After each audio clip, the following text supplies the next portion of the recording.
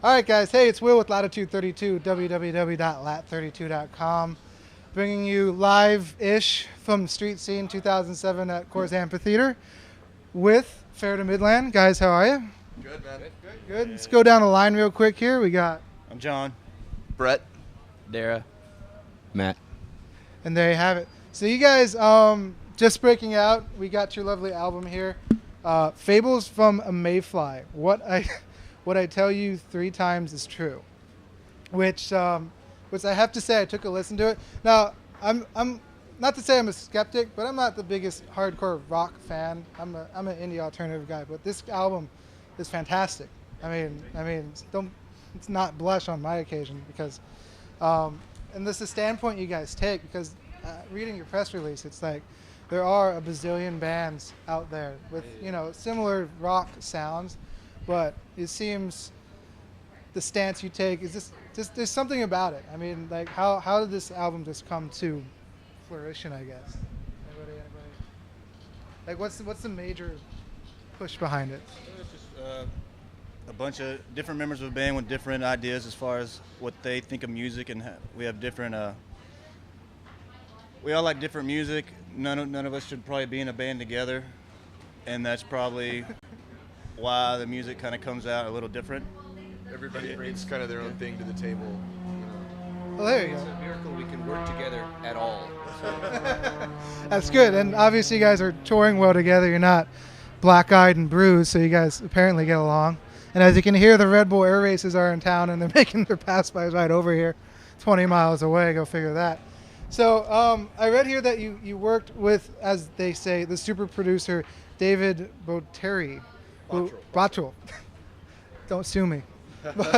But seriously, the guy produced Tool, Muse, Peter Gabriel, a plethora of other guys. What was it like working with him? Because his sound, it really comes out in your album. So It was a good experience working with him. Like us being a baby band, like he knew how to work with us and how to not overstep his boundaries, but kind of just be there just enough to where like whatever came out was from us and not him. there you go. Just putting the fine touch on everything and stuff. So because his sound, I mean, I never heard of a rough cut or anything, but everything flows just really well. It's very melodic and it's just just a great sound. I love it. I really do. And we're writing a review on it, so it'll debut with this. So tell all your friends. So you're from. This isn't obviously your first album. You had an EP and you had more or less an LP out and independent. So how did you pull all that out? And how was the response to that, especially coming from a small town in Texas? So. It got us to where we are today, so I guess it was a decent album. Yeah, so I mean, like, literally, who noticed you? Like, what's the story? Like, everyone's got a breakout story. Was it just some guy? We had tons of labels come out to see us and decide that they didn't like us.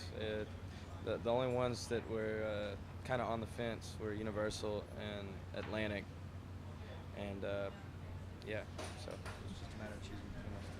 Well, there you go. It's nice to have choices. Not a lot of bands have choices, so you guys definitely got a good deal there. So, like I was saying, personal influences, bands that you like. Everyone's different here. I mean, I guess it'd be nice to find out who likes who because you all obviously have different instruments and different styles. They kind of come out, but they all gel together, which is kind of interesting in the album. So, like, who writes the songs? First of all, I mean, I guess is it collaboration?